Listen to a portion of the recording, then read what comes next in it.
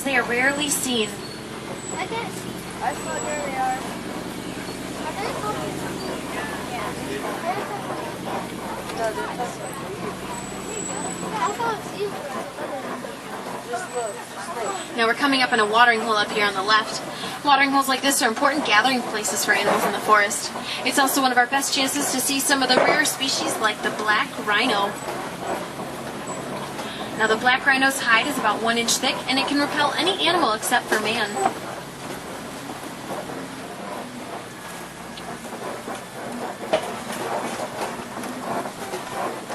Unfortunately, these powerful animals have been hunted nearly to extinction. Today there's only about 4,200 black rhinos left in the wild. If you look very carefully, it looks like a big gray rock, but that's a black rhino laying down right there. Oh, wait. I see it too.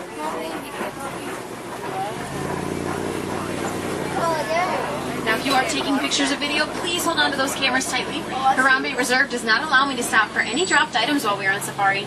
I also can't stop you to take any pictures, but I will certainly try to slow down, so make sure you set those cameras to sports or action mode. If you look over to your right, there's some greater kudu in the bushes over there. Greater kudu are the second largest antelopes in Africa.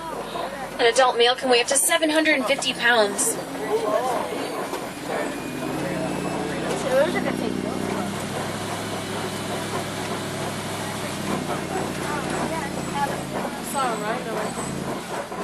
Coming up on your left over here, I see some storks. They're the saddle-billed storks.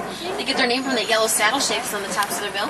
They're the tallest storks in Africa, growing up to 5 feet tall with an 8 to 9 foot wingspan.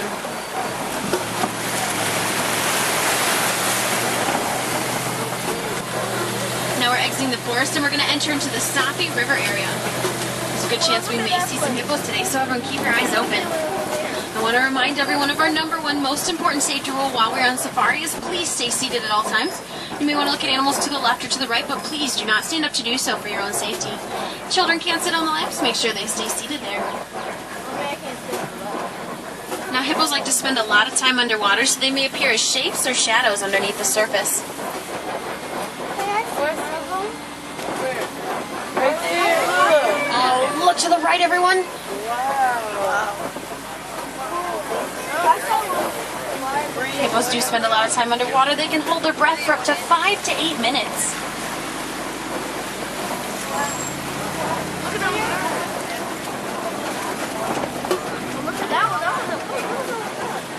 Hippos walk along the riverbanks at night and eat the grass. They can eat up to 150 pounds of grass every night. You can see another hippo in the water to your left. A hippo calf, when it's born, weighs about 55 pounds. When it grows up, if it's a male, it can tip the scale at about 5,000 pounds. Those gray and white birds you see, those are pink-back pelicans. Pink-back pelicans work together in teams to herd fish into shallower water where they feed on them. Oh, and if you look carefully to your left, there's some more hippos that are laying down out of the water. I see them. I see one. Oh, look, there's some more. Good bed. Listen, they're sleeping. And we're coming up on a pretty old bridge here, so once again I need everyone to stay seated, stay seated. But look to your left, there's some Nile crocodiles over there. Oh, Nile crocodile. Now, the Nile crocodiles are cold-blooded and they regulate their body temperature by holding their jaws open. The closing pressure of the crocodile's jaws can reach up to 1,200 pounds per square inch. They can crush the bones of their prey in a single snap. Hard to say like a crocodile. Right, let's get out of here. See, they didn't want to get me. This is so fun. Simba 1, come in. Hey Wilson, this is Simba 1. What's going on? Just wanted to let you know that my ground patrol has seen a lot of elephant activity near the red clay pit. Cool. You definitely want to check out that area. Roger that, Wilson. Thanks for the tip. We're going to head in that direction, but before we do, we're going to enter into a completely different ecosystem. Speaking of different, check out that tree on your right. That upside-down looking tree is called a baobab tree. It may look like it's dead, but it's actually quite alive. Baobab trees go leafless for up to 9 months out of the year, and they store water in their trunks for long African droughts.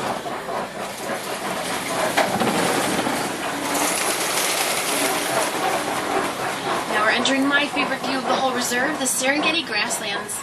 The Serengeti grasslands stretch for hundreds of miles across East Africa. It's a superhighway for millions of migrating animals. This is the wild Africa that we are all working to conserve. I just spotted some animals that look like they just escaped from a Toys R Us store. Everyone look to your right, there's some reticulated giraffes in the trees. Reticulated giraffes are the tallest land mammals. They can grow up to 18 to 20 feet tall. The name reticulated comes from the Latin word reticulata, which means net pattern. If you look at their bodies, it does look like someone threw a net on them and painted those spots on there.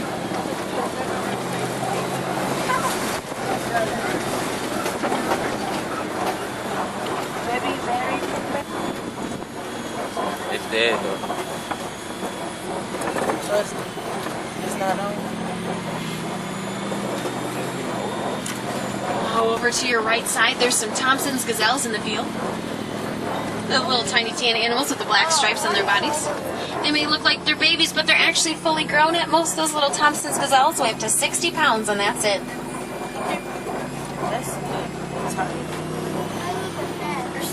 Over to your left side among the trees over there, there's some large teen animals laying down. Those are Patterson's eland. Patterson's eland are the largest antelopes in Africa. They can stand 6 feet tall at the shoulder and weigh up to 2,000 pounds.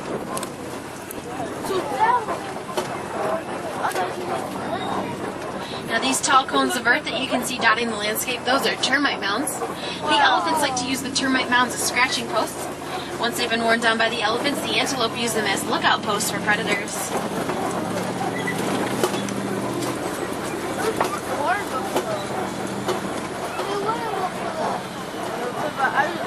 Now you can see that the savanna landscape has a certain look to it. Well, it's because the animals of the savanna create this look. Elephants are like the bulldozers of the savanna. They push down the trees to eat their leaves, which lets new grasses grow. Giraffes are like the pruning shears. They eat the undersides of trees, letting the light in. Zebra and antelope mow down the grasses, letting new shoots grow. And little nibblers like gazelle and warthog trim up the edges. In a balanced natural system, there's enough food for everybody.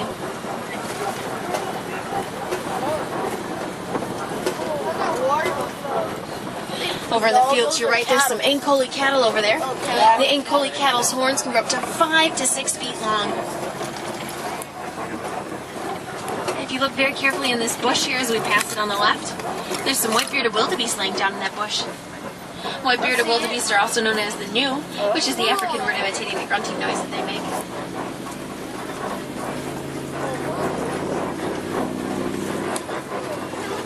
Now those Ankole cattle, they're also known as the Watusi cattle.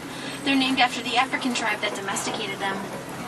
You can see this lone animal laying down right here. That's a water buck. We saw him at The water buck Busch has a long, shaggy brown-gray coat, and it enters the water to avoid predators, which is where it gets its name from.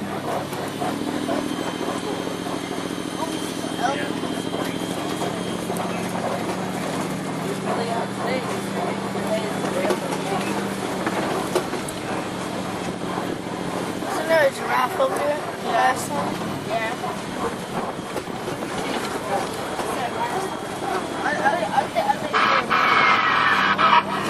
This is Wilson. What is your location? Over. Wilson, we're heading into elephant country. Over. Keep your eyes open for me. We picked up a baby elephant that was wandering off on its own. We can't find the mother. I'm afraid forces may be in the rhythm. Vultures. Oh no, Wilson, we'll keep our eyes open, let you know if we see anything. On your left is Monkey Point, and it's named that for the colony of mandrills that live over in the area. Mandrills are the largest and most colorful monkeys in the world. But to your right, there's an African elephant over there, everyone. African elephants can weigh upwards of 12,000 pounds. Let's see if we can get some music going here.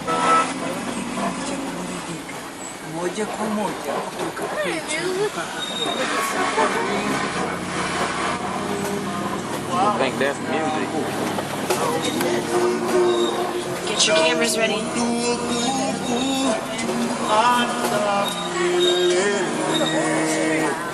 Well, that means there must be a herd nearby. We'll see if we can find the rest of the herd.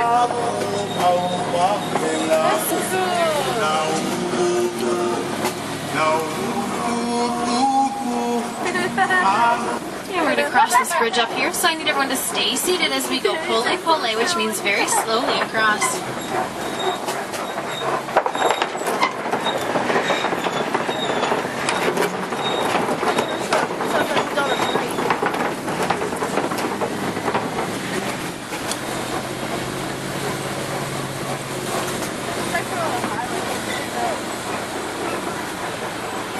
we found those red clay pits that Wilson was talking about.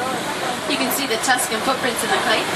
The elephants eat that clay to get the minerals they need for their diet. Oh, I think I see the rest of the herd up here. Oh, I see the rest of the elephant.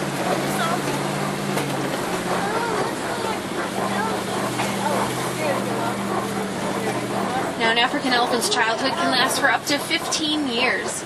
During those 15 years, the child stays close to its mother, and it learns how to act and survive on the savannah. That's probably why Wilson thinks it's a little strange that one's wandering out on its own. We'll have to keep our eyes open and see if we can reunite the mother with the child before anything dangerous happens.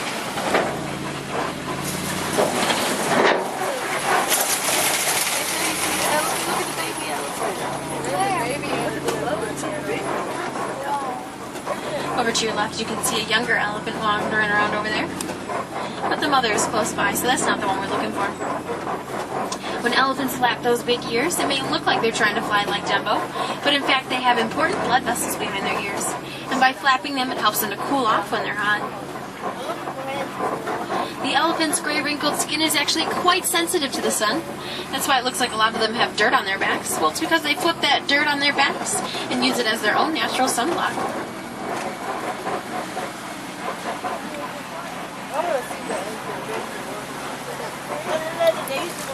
Look at the watering hole over here. Looks like some greater flamingos have gathered at the watering hole. The greater flamingo is the lightest color pink of all the flamingo species. Their diet consists primarily of brine and shrimp, which is where they get that pink color from. When they're born, flamingos are actually gray in color. It takes them about a year and a half of eating that brine and shrimp to turn their feathers pink. The shape of the island looks really familiar. I can't quite put my finger on it.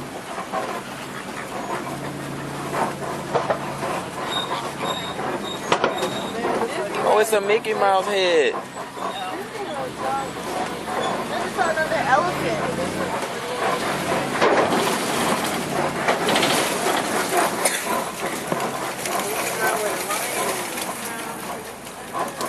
Look at the mess in the dirt and the clay over here. It looks like some white rhinos were in the area. Now, the white rhino is one of Africa's greatest success stories. They were once on the brink of extinction due to poaching for their horns. There were only 30 left in the wild just a few years ago. But because of widespread conservation and anti-poaching efforts, we were able to grow their population back to a sustainable level. On the ground to your right, there's some ostrich eggs. They're the largest eggs in the world, weighing up to 2 to 3 pounds each. Oh, I saw one.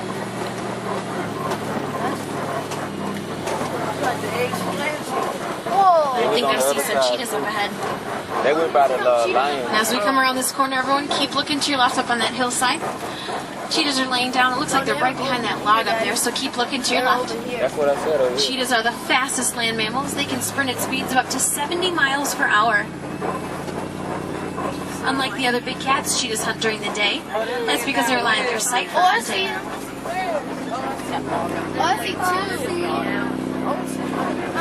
I saw two. Spots on the ground.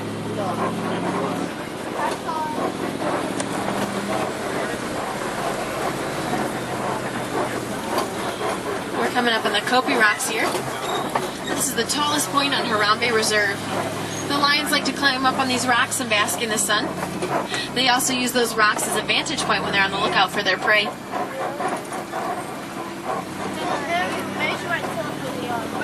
Now, lions do rest and sleep about 18 to 20 hours every day, not all in a row. When they are awake, the male lions watch the pride, while the female lions, the lionesses, do their hunting.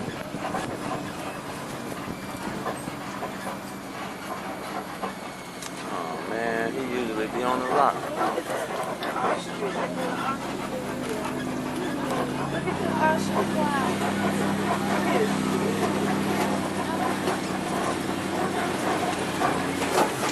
Keep looking to your left as we pass these rocks. I think I see the lions laying down up there.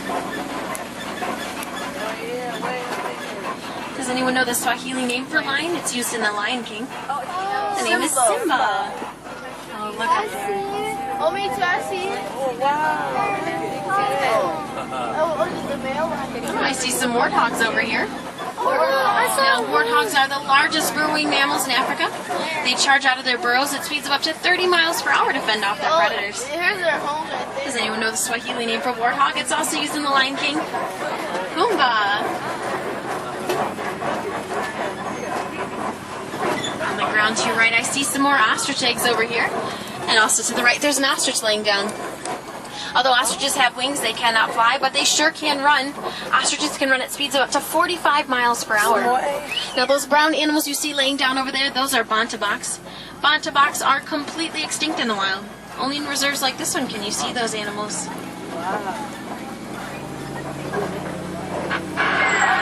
Zimmerman, there are poachers in the area. Oh no. Can you help us cut them off? What do you think, everyone? Can we help Wilson cut off some poachers? All right, let's go. Oh no, I see where the poachers got in. They smashed through our gates. Hang on, everyone. This isn't good. Smash. All right, Wilson, we're here for you, buddy. Which way did they go? The poachers are heading east. Keep going, and we'll drive them to my patrol. Over. Roger that, Wilson. Sit back and hold on tight, everyone. This is going to be very bumpy. I'm going to take this truck as fast as it can go. 8 miles per hour.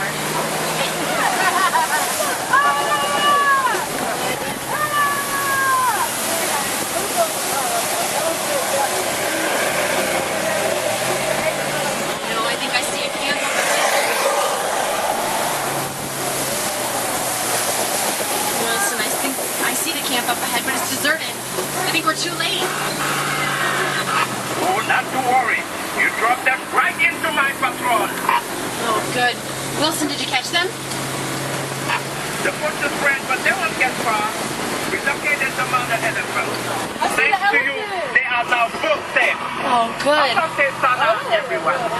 What a relief. We're so glad we could help you out, Wilson. I have to go now. We have to get this baby elephant back to its mother. All right, Wilson, talk to you soon. Asante Sana, everyone, and that means thank you very much. Thank you for helping us save the baby elephant and protect the local wildlife here. When you get home, you can help protect the local wildlife in your area, too. Unfortunately, we did get off our scheduled trek. I'm going to have to cut the 2 weeks short and drop you off at the nearest warden's post. But it's just a short walk back to Harambe Village. If you like seeing the animals you did on this safari, I would suggest taking the Pengani Forest Trail. It's an easy hike with lots of animal viewing opportunities. And it looks like we're coming up to our stop here, everyone. Check those net bags in front of you. Make sure you have all your personal belongings with you. Here in Harambe, we don't like to say goodbye. It's too formal, too final, plus it just makes me sad. So we like to say Kwaherini, which is Swahili for go well. So Kwaherini, everyone.